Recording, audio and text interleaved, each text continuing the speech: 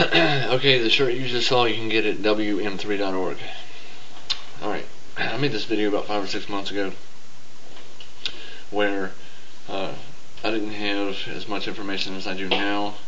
I made some accusations on who I thought the real killer could be. That opinion has changed. Plus I felt the need to include the new developments. So, I'm going to go over the case facts. 1993, there were 3 8-year-old little boys. Their names are Stephen Branch, Michael Moore, and Chris Byers, that were found bound by their hands and feet, naked, in the woods behind the Blue Beacon truck stop down there in West Memphis. It was inside a ditch that led to the bayou there in the woods, and Chris Byers had his genitals removed. This was an unspeakable crime. How anyone can have the thought run through their head that they're going to kill a child is beyond me. And the real killer is still out there. The 3 teenagers, well, they're not teenagers now because they've been in jail for 14, almost 15 years. The real killer is still out there. And the 3 guys that are wrongfully convicted have been burning up time in a jail cell where they don't belong. Their names are Damian Eccles, Jason Baldwin, and Jesse Miskelly Jr. Damian was 18 at the time, so he's on death row. Jason and Jesse were underage, so they got a lesser sentence. I'm going to go over the prosecution side of the case as it was in 1993. I learned about this through an HBO special called Paradise Lost, where they went into the courtrooms and showed exactly what the prosecution did. The police, headed up by an investigator named Gary Gitcham, had nothing. There was not one shred of evidence, tangible or otherwise, to point to anyone. And, after excuse me, so much time had gone by, the town of West Memphis was, crying out for justice, and the police were under a lot of heat. So the police were getting desperate. So what they did was they found these 3 guys, Damian, Jason, and Jesse, through rumor. Since they were different, they wore black clothing, they listened to heavy metal music. They brought them in and just kind of built a case around them to make them the guilty parties. We'll start with Jesse Miskelly Jr. 17 years old, 72 IQ. That's that of a 5-year-old. So they took him, grilled him for 12 hours, only which 45 minutes they actually recorded.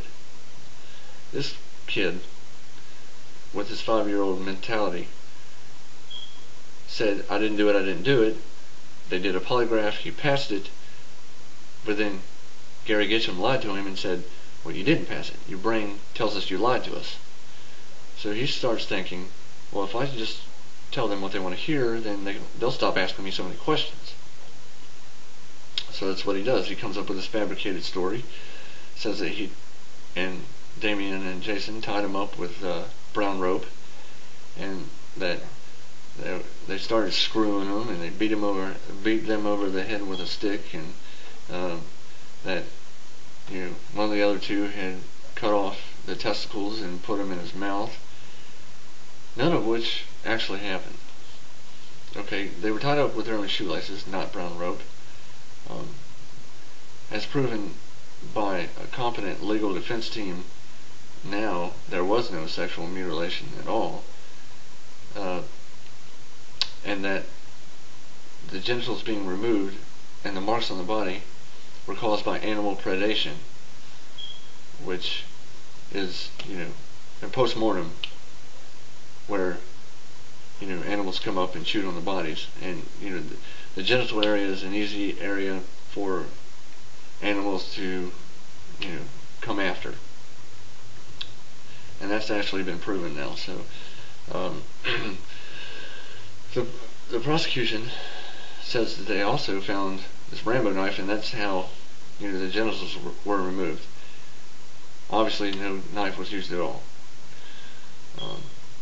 due to the fact that those three guys didn't have a good defense team back then. Since they were poor and couldn't afford one, they got court-appointed lawyers, and they didn't even have a pathologist, which is a very important person to have in a murder case. Now they do, due to the fact of this website, WM3.org, and Lori Davis, the wife of Damien Eccles.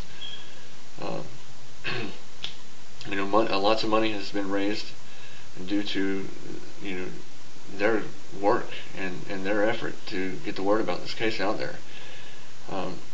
There has been a writ of habeas corpus filed recently, which is an actual innocence claim, showing that there was no evidence pointing towards Damien, Jason, or Jesse.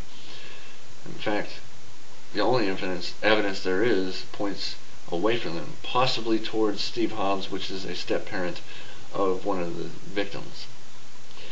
Now, it could be anyone in Steve Hobbs' bloodline, because it's just a hair, and it can't be narrowed down to a specific person, only a bloodline. So, the point is not to point the finger of blame towards Steve Hobbs, it's just to point it away from Damien, Jason, and Jesse, in which that it does.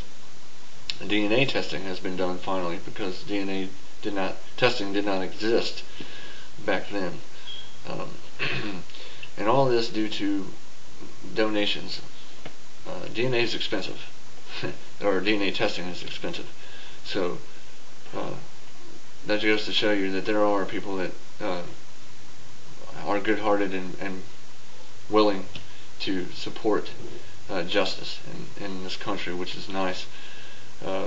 However, the state of Arkansas has a few months' time to respond to this writ of habeas corpus, and one of two things can happen. Either they'll overturn it at state level, or it'll go to a retrial.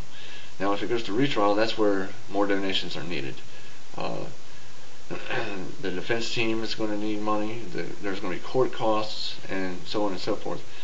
Now, most of you watching this probably won't have any money to donate, and I'm in that same boat, and so I'm doing what I can, which is get the word out there. Now, if you're watching this and you tell somebody else who, goes on down the line and tells more people, somebody in there will be able to donate money, and that's the goal here. Well, I would say that's the goal on the Damien, Jason, and Jesse's side. The ultimate goal is to find the real killer, because there's no excuse for killing children. None. And the real killer needs to be dealt with accordingly. So, just help me, and, well, not me, help Damien and Jason and Jesse and their family to get them out of prison. But secondarily, help me support them and get the word out there. And let's get these boys out of prison.